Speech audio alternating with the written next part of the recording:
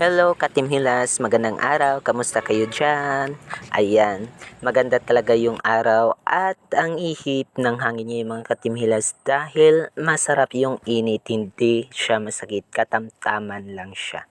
Ayan, Katim Hilas. So ngayon, i-congratulate ko lang yung sarili ko mga Katim Hilas dahil 11.4k plus followers na ako ngayon. Thank you talaga sa mga sumusuporta sa akin. Maraming salamat lalo na kay Koreanang Hilas sa Team Hilas. Ayan.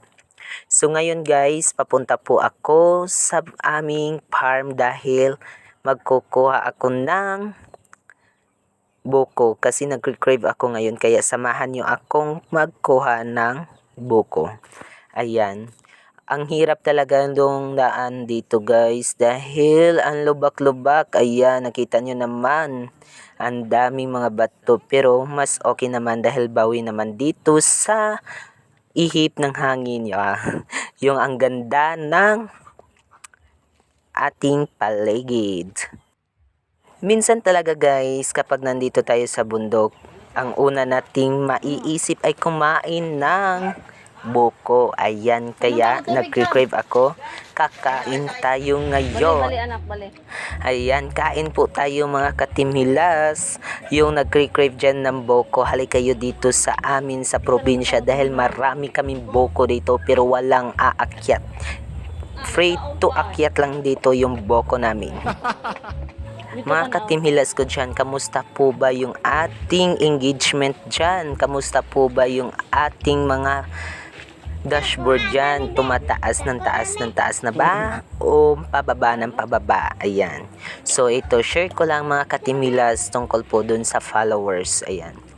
Huwag nyo pong i-focus yung pag-follow back. Baka kayo ay mapalo ni Lolo.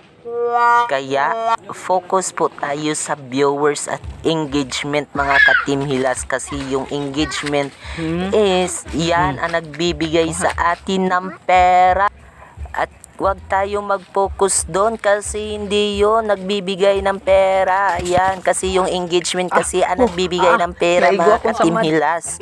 Ayan, aanhin mo naman yung marami kang followers pero wala ka namang viewers mga Katim Hilas. Kaya isipin natin na mabuti kapag ma-unlock na natin yung 5k followers, 10k followers, wag na tayong mag-focus na mga followers. Focus po tayo sa ating mga videos at engagement para makuha natin yung 60k minutes view. Wow. Ba mga Katim Hilas, ganyan lang yon kadali mga Katim Hilas para po makuha natin yung 60k minutes view. Wag na tayong magfo-focus dun sa follow to follow. Pero kung gustuhin mo, ayan, ikaw na yung bahala.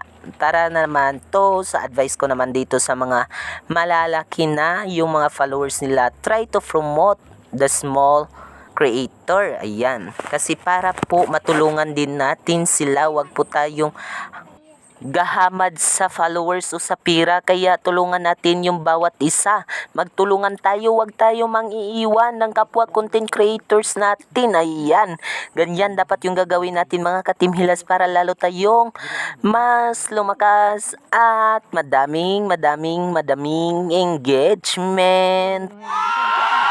So balik muna tayo dito mga Katim Hilas kung ano na yung ginagawa ko dito. Ayan, na ako sa buko para isalin doon sa lalagyanan. Ayan, madami po ang aming kinuha na buko kasi madami rin kaming kakain ngayon.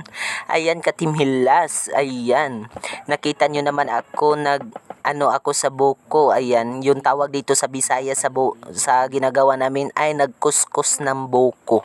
Ayan, yun ang Bisaya.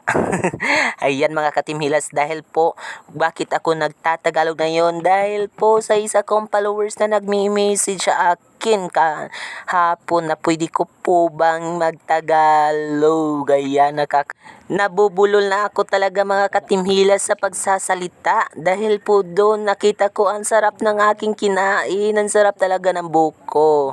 Ayan, buko kayo dyan, yung mga nagre-crave dyan, halik kayo dito sa probinsya, marami po ditong buko ko. Ayan. Pagkakinabukasan mga Ka-Team Hilas, pumunta na naman ako dito sa aming purok kasi nag-community service kami para sa aming purok para matapos na ang purok namin. Ayan.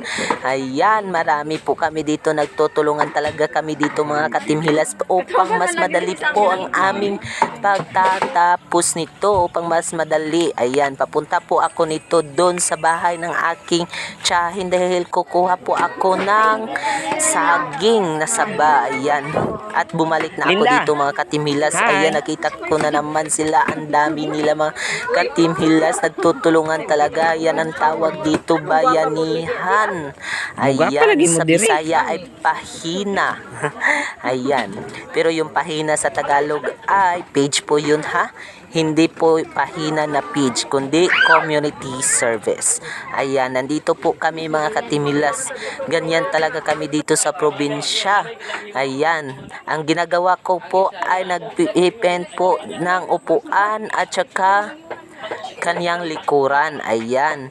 Ayan na mga Ka-Team Hilas, ang ginagawa ko, yung kulay po dyan ay dark chocolate na kulay sa paint. Ayan, lumapit yung aking kapitbahay at kinuha yung paint brush dahil gusto raw niya na mag-paint kasi na ano siya sa akin na ames char.